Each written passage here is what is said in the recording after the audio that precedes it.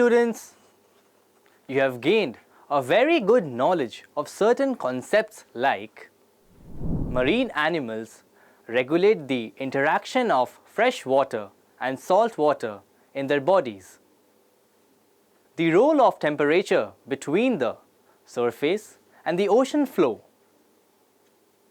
about symbiosis and camouflage.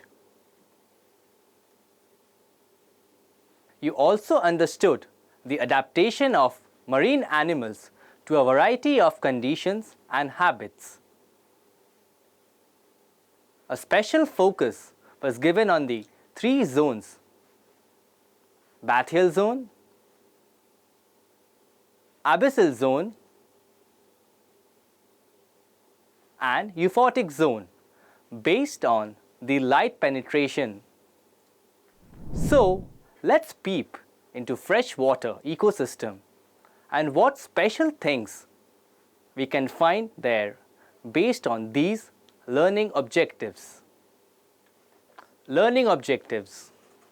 By the end of this video, you would be able to know about the freshwater ecosystem and specifically about the three zones of the freshwater ecosystem like littoral, limnetic, and profundal zones. Let's start with the keywords. Keywords: puddle, littoral zone, limnetic zone, profundal zone. Concept map.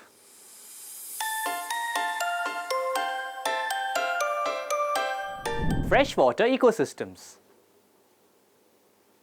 Freshwater ecosystems are stagnant water types as well as running water types. They may vary in size from as small as a puddle and pond to a large lake, river, etc. Osman Sagar, Durgam Cheruvu, Shamirpet lakes of Hyderabad and Vadepalli Cheruvu of Warangal, Paleru Cheruvu of Khammam, Kolleru Lake located between Krishna and West Godavari districts in Andhra Pradesh and Telangana.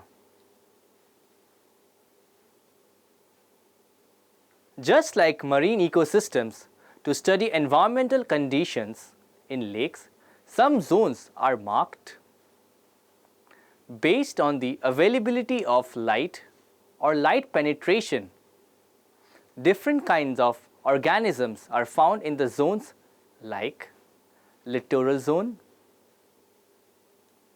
limnetic zone, and profundal zones. Different factors like light, salt content, food, and oxygen affect the organisms and their population in different ways. Let's see all the zones in detail. Littoral zone. The shallow zone near the shore is also called a littoral zone.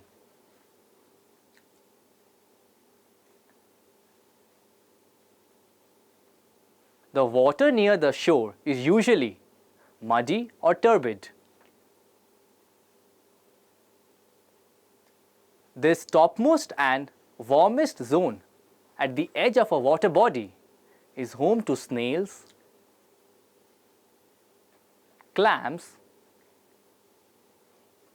insects, several crustaceans, fishes, and amphibians, and the eggs and larvae of dragonflies, etc. Several organisms in this zone have well-developed sight, usually has dull and greyish bodies and are fast swimmers. Plants like mosses, water lilies, Vallisneria, Hydrilla, etc. are found here along with several types of algae. High photosynthetic activity occurs in this zone. Predators of this zone are tortoise, snakes and ducks. Limnetic zone. The limnetic zone is the open water zone at the top of the water body and consequently receives a good deal of light. This zone contains a variety of freshwater fish with bright shiny grey or silver black scales that help them to merge with the surroundings. Transparent or whitish bodied crustaceans like Daphnia, Cyclops,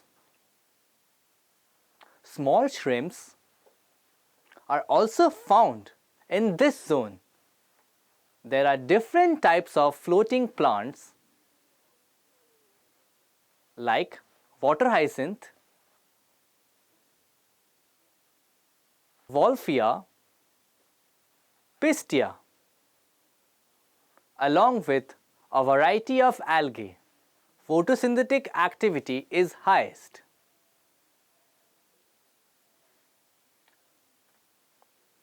Both littoral and limnetic zones are photic zones. Coming to profundal zone. The profundal zone is dimly lit and cold.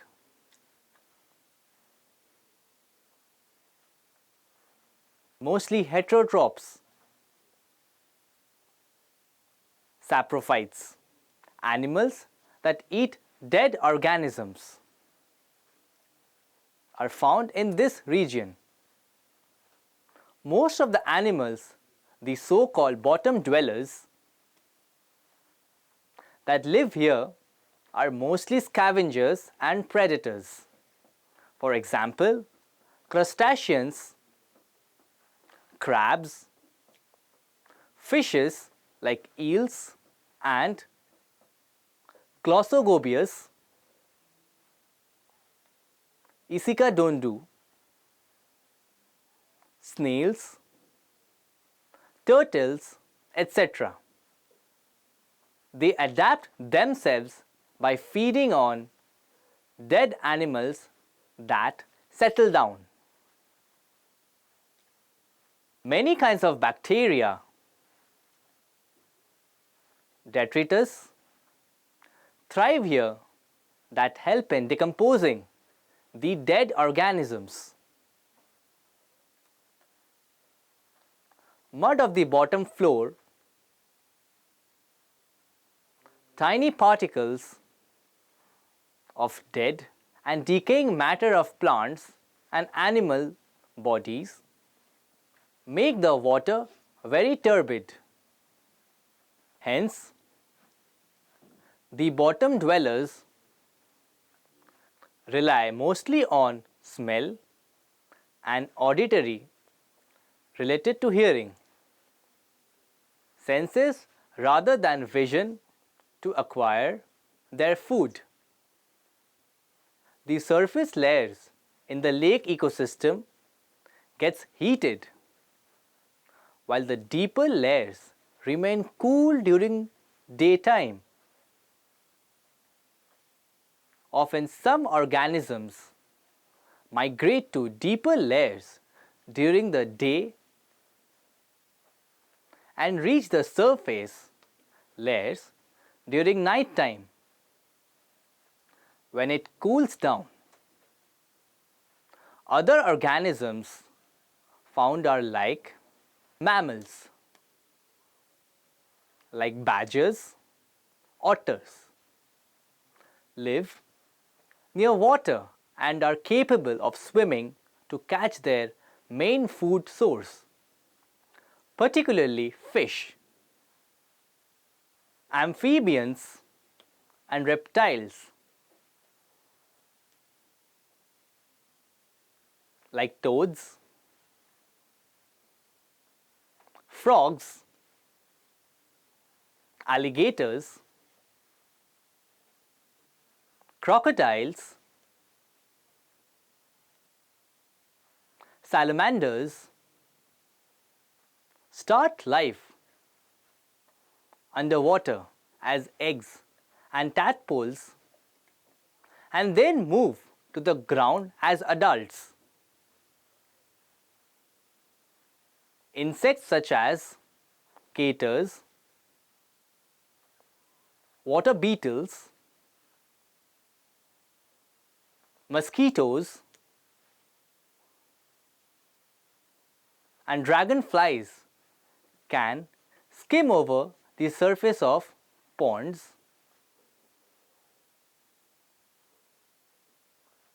playing a critical role in the food supply for other animals. Many species of ducks, geese, and swans also reside in and around the lake ecosystem,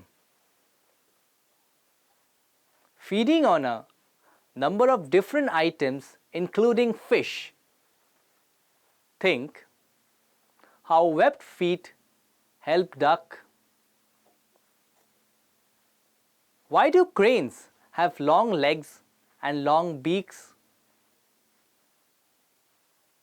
Webbed feet of these help them adapt to conditions on land and in water. Webbed feet and streamlined bodies have enabled them to be good swimmers. Herons and egrets, which have long thin legs that wander through the mud, shallows, searching for insects. Water salinity and fish adaptation. Different fish species have very different tolerances for water salinity. All marine and freshwater fish maintain a constant internal salt concentration,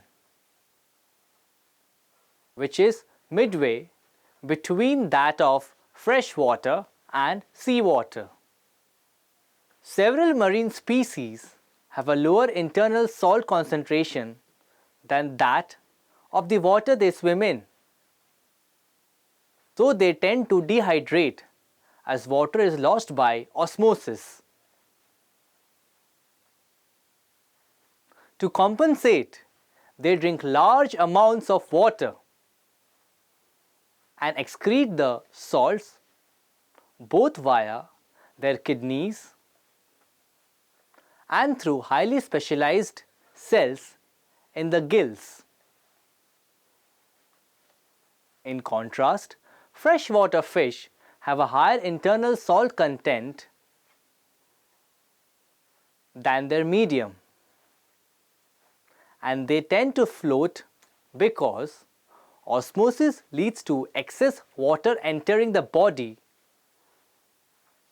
through the permeable membranes in the mouth and gills. The water can be excreted in the form of urine, but to maintain a suitable salt balance, freshwater fish need to reabsorb salt through the kidneys and collect additional salts through salt collecting cells in the gills. It is the ability to regulate the salt absorption that determines the tolerance of a freshwater fish for saline water. When the water salinity level exceeds, the fish's ability to adjust its salt regulation mechanisms, the delicate salt and fluid balance is upset and the fish dies. During summer, the water in the lakes gets heated up and evaporates. Other requirements necessary to the organisms like oxygen and nutrients gets decreased. This leads to the death and decomposing of organisms, which makes living conditions unsuitable. In cold regions, the water in the lakes and ponds gets frozen, killing all the organisms. Partially submerged plants have numerous air spaces inside the stems, leaves and roots that aid in gaseous exchange and buoyancy. Leaf bases of water hyacinth, Acornia crassipes, form air-filled structures to keep them afloat. In water lilies, leaves are flat and have an oily surface with stomata present on the upper surface of the leaf, while in completely submerged plants like hydrilla, stomata are absent. Leaves are thin, stems are highly flexible. The main adaptations that give hydrilla an advantage over their native plants are: it can grow at low light intensities, it is better at absorbing carbon dioxide from the water, diffuses into leaves, it is able to store nutrients for later use, it can tolerate a wide range of water quality conditions, for example, salinity, can grow in saline water as well. It can propagate sexually and asexually.